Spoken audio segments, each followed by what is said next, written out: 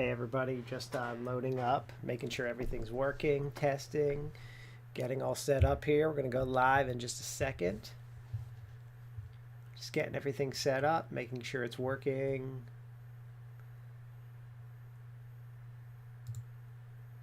And we are good. We are live. So let me come back in and say hello to y'all. Hey everybody, how y'all doing today? Ray Pastore here. And today what I want to talk about is I want to talk a little bit about instructional development. We're going to talk about some e-learning stuff. I want to just go over, I want to talk about some development issues. I want to talk about some development software that I've been using for a bunch of projects recently and, using in courses and everything. And we're going to talk a little bit about like testing software and some exchanges with the client and stuff like that. All right, so let's get started. So the first thing I want to talk about, so we've got this, let's talk about development. So let's say that I'm done with design. I've designed my storyboards or whatever. I'm ready to start developing for clients, right? I'm ready to get into a piece of software. And what I need to do is I need to start thinking about what are some theories that I'm going to use to guide my development. So I need to think about like HCI, human computer interaction. How do I interact with the interface? I need to think about basic instructional design principles, which guide like my cognitive thinking, cognitive development. So let's talk about a little bit of those. So one of the big things, and I actually talked about this before in another video, was basically when I start designing, like thinking about the interface, I think about, well, what helps people learn best? So we come upon the multimedia principles, and most of you guys have hopefully you've heard of the multimedia principles, but I want to spend a couple minutes just talking about them. All right, so let's talk about the multimedia principles. So I'm going to share my screen here with you guys. Let me shut myself off actually, and so you can see that my screen. Well, you know what? I don't need to shut myself off. I'm just going to shrink myself. Hold on. And I don't need that window. There we go. There we go. Perfect. Okay, so we come upon the multimedia principles. If you're not familiar with what the multimedia principles are, basically what they say is that, the idea of this multimedia principle is text and images are better for learning than just text alone. And the point of this is during design, when you're designing some kind of instruction or you're trying to communicate a message, you're trying to lower a person's cognitive resources, how hard it is for them to think, difficult or easy. Like hard is like giving someone a Rubik's Cube and telling them to solve it. But that might be easy for someone else. So we got to think about what's hard, what's easy. So if I was teaching someone how to develop the Rubik's Cube, I want it to be as easy as possible so they're not distracted by other things while they're learning. So a combination of text and images is less distracting. From this principle, we created a number of other recommendations. For example, you can see here up on the screen here, the coherence principle. Basically, the coherence principle says that I shouldn't have distracting things on the screen because they just distract the learner. So let me give you an example of this actually. So I was in HR training. This was like in the early 2000s, and it was about soaring to the new year. That was the theme. And every screen had this airplane on it. And it was a really cool picture of an airplane, like in the corner, I'll put it right up, like the upper corner right there where my hands are.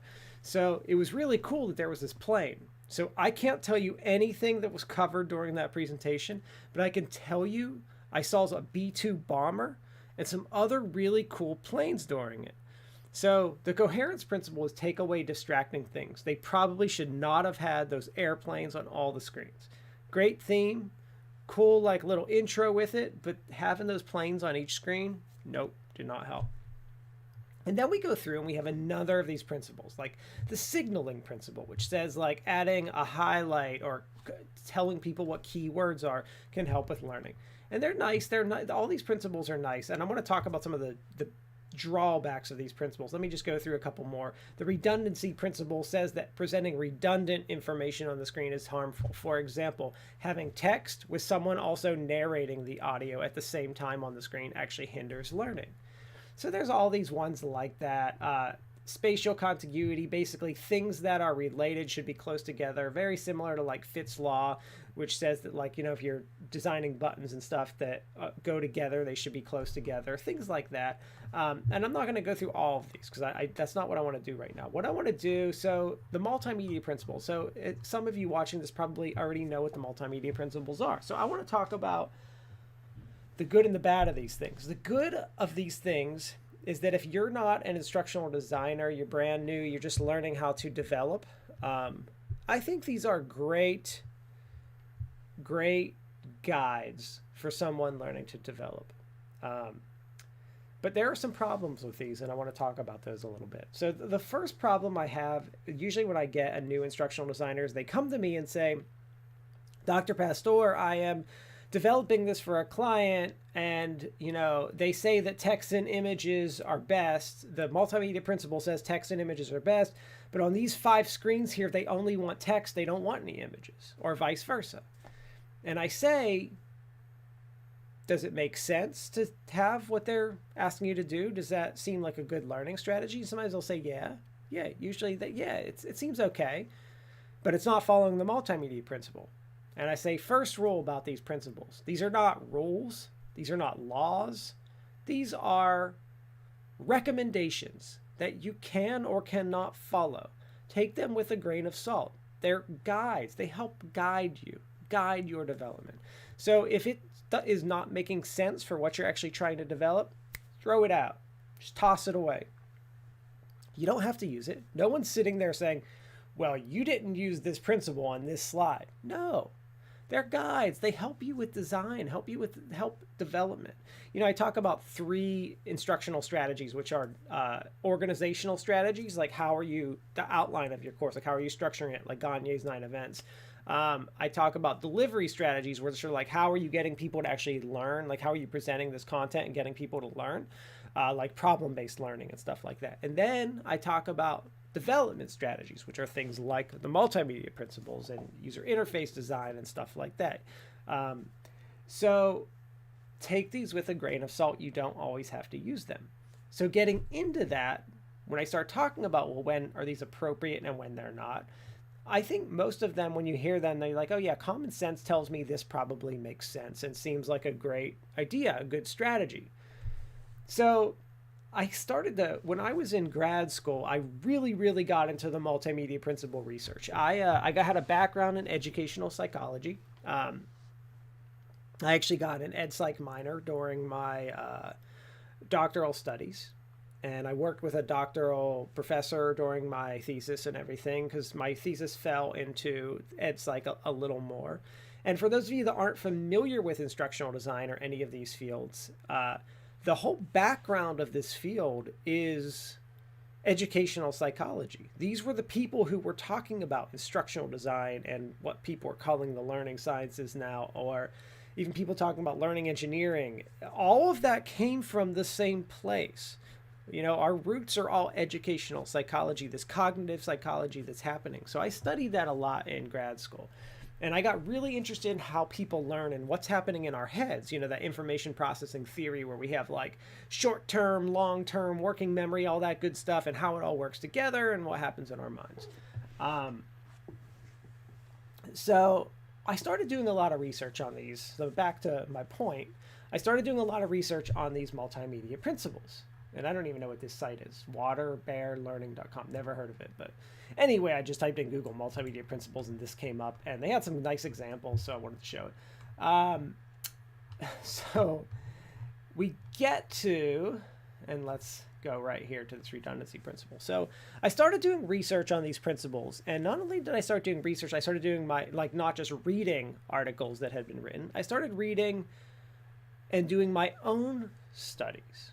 So the first study that I did is I did a study on the redundancy principle. And what I wanted to see, well, I noticed in the literature, there were some cases of something called reverse redundancy, which means using some text on the screen sometimes and words actually cause learners to perform better. And I was interested in that. I was interested in that redundancy. So what I did is I thought, let me do a research study on this. Now, I added some other variables into my research study, which I'm not going to talk about right now. But one of the things that I did in my research study is I asked them the question. I presented them with like 5 different kinds of instruction. And I said, if you were able to choose how you learned, that you preferred, learn best from, that kind, and I actually asked all those questions. What would you choose to for entertainment, for learning, and just prefer on your own, like for fun? I asked them like a series of 10 questions like that, and I gave them a choice of just text, just audio, just images, images and text, images and audio, or images, audio, and text, and probably a few other things. And I asked participants, what do you prefer? Guess what their response was? Every single person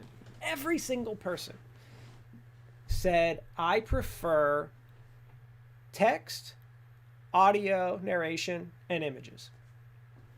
Oh, and one of my choices was images plus optional audio or text. So they could choose that too. No, they all wanted all 3. Every person preferred it. And I thought that's really interesting. We know that this can hurt learning, but learners prefer this. And what I started to think about during design is, and one of the things that I do now when I'm actually developing content, because a lot of times I'll be working with a client and my clients will ask, can we have the text too, or can we add narration? And so what I actually do is I follow the redundancy principle, but what I do, like if I'm using like Articulate or Captivate, they have this great feature where you can like have the text file, like a drop down, and they can see it. So what I do is I give them the option. I have the narration, I have the images on the screen, and maybe I'll have like, keywords here and there, but I'll have that closed captioning file so they can actually read it if they prefer that. That also helps with American Disabilities Act, ADA, and 508 compliance. So one of the things I love doing is having that option. And I follow the principle, but I'm on like the side of it where I give them the option to have the text there, because I know learners prefer it.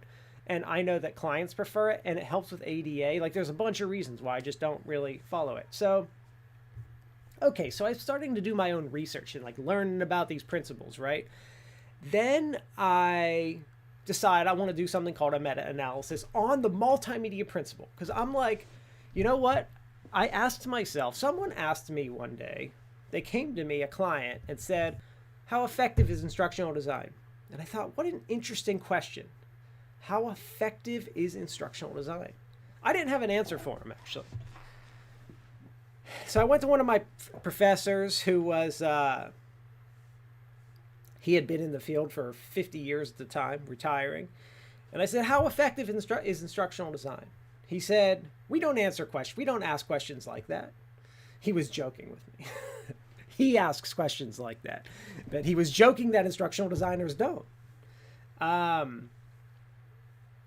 And I can actually get off this this multimedia principles screen here. Hold on, let me get off this, and I'm going to finish this story for you guys. So he said, instructional designers don't ask that question, joking around, and I thought that was pretty funny. And it was funny. So let's see. Oh no, my stream's bit rate is low. So hopefully you guys are able to see what I'm doing here. I'm just testing. Yeah, it looks like it. Yeah, everything looks okay. If you're watching and it's like laggy, let me know. Just comment in the box and let me know, that kind of thing. Anyhow, so I asked him this question and he said, well, we don't ask that kind of question. How effective is instructional design? So I set out to find out how effective is instructional design. And I thought this is a tough question that is going to be very tricky in research. So I thought, let me just start small and kind of do something that would, hold on, I'm going to shut some stuff off to make my internet a little faster here. See if that helps my bit rate. There we go. See if that does it. There we go. We'll see if that helps. So I set out to try to find out how effective is instructional design. And what I found is I couldn't find anything in the research. So I started to ask myself, what are ways to do this? And one of the ways I thought to at least start a conversation about this was to gauge the effectiveness of the multimedia principle. And I thought, there's a million studies on the multimedia principle. How effective is the multimedia principle? What happens if I don't apply this versus if I do? So I set out to do this, this thing to check it. And let's talk about what I found. So the first thing that I found is that I think I was able to find 70 studies on the multimedia principle. But there were some issues. So one of the things that I found was that a lot of the studies on the multimedia principle didn't necessarily measure text and images versus just text. They had other things in them. They didn't have that just one component. That component wasn't there. The next thing that I started to find out is that pretty much none of the studies had any kind of reliability data, no validity data. They didn't use pre-tests. They didn't have a sufficient number of participants in any of the groups. Just problems everywhere. And so taking all those variables into consideration, like validity data, reliability data, all that stuff that I'm looking at, and saying, are there any studies that did this? And there were one.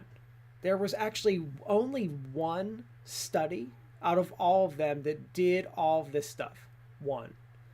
And it was my study. I am the only person at the time, this was 2018, that had done a study on the multimedia principle, taking into effect reliability, validity, having a pretest, and having enough participants. One study. Okay, so I realized there are some problems here. Then I started to say, well, I need to make my results I need to be a little looser and just say, well, I won't count validity and reliability data. And I got some studies and had to add them up and just assume that we had reliability. So let me tell you my results and a few things I learned from that study. So my results were that the multimedia principle helps about 10% in learning. It helps about 10%. So having text versus text and images adds about 10% to a learner's learning. So if they were going to get 70%, adding text and images, those extra images adds about 10% to the learning. That's for lower level and high level learning. So the big question is it worth developing the images for a 10% learning increase? That's how much it mattered. But the other bigger question that I came away with is we're following these principles, but what they're based on has not been heavily researched, and it's kind of disappointing. So I wondered to myself, well, how effective are these really in practice? Because I'm looking at a best case scenario in a lab, it was 10%. In real life, it could only be 1%, or it could be 30%. We don't know, and it's not been researched. So take these multimedia principles with a huge grain of salt. The research on them is pretty poor. And we don't have a lot of real studies in practitioner environments, in a corporate environment, to check it out. So it's just a little, I did not like that at all. So pay attention to that and realize that if you are doing anything with this. So anyway, all right, so that's multimedia principles. I just wanted to say that and kind of get that out of the way. So the next thing I want to talk about here, and I actually do need my screen for this, I will in a second. So I've been doing a lot of development work, and I guess I'll talk about this. This will be my second topic and the other thing I talk about. So I've been doing a lot of development work, which is pretty cool. And we've been pretty much, so I've been doing a lot of projects for several different companies, and it seems like every single company we're now using the same software for. And it is not Articulate Storyline or Adobe Captivate. Go figure. We are doing a lot of our projects in Articulate Rise. It's becoming the go-to software for what I'm doing. Now, let me talk a little bit about Rise and tell you its advantages and disadvantages. I did a whole video on Rise where I reviewed it, so you should totally check that out. Here, I'll actually hide myself. It makes it a little easier just to hide myself when I do this. So Articulate Rise, super cool piece of software. It is made by Articulate. These are actually some examples just so I can show you. Let me click one of these. Ooh, a coronavirus one. Let's take a look at that one. So this is just a sample of Articulate Rise, but you can see, here's what I like about it. It's a scrolling up and down versus scrolling left and right. It feels more natural and works much better on a mobile device. You can see everything on the side, similar to Articulate or Captivate, right? And you scroll down. You can add all kinds of different features, just like you would Articulate or Captivate. You can add videos. You could, any kind of little, learning thing to get people to remember all the content. But look, I think the design is nice, and this is a much more mobile friendly design, which I like. The other cool, you can have quizzes and all that good stuff. So what I really, really like about this is it's right on the website. So you can see, actually, here is my Rise account. So here's what's cool about Rise that I really like about it. If I'm working with a client and I need to send them an Adobe Articulate or an Articulate or Adobe Captivate file to view to get feedback, I need to publish it, unzip it, extract it, upload it via FTP to my server so that they can view it. With Rise, it's very similar like Google Docs, where I just share a link and that's it. Super easy. So we're using this for and it's super easy to develop with. It's so simple. So I'm really liking this as a good, solid development tool for instructional designers. Let's take a look at the pricing just to see. So let's take a look at the annual plan. $3.99. That's per month. Now hold on a second. They have cheaper plans. Let me find this. That doesn't seem right. That's enterprise, right? Or is that individual? That can't be individual. Several different plans.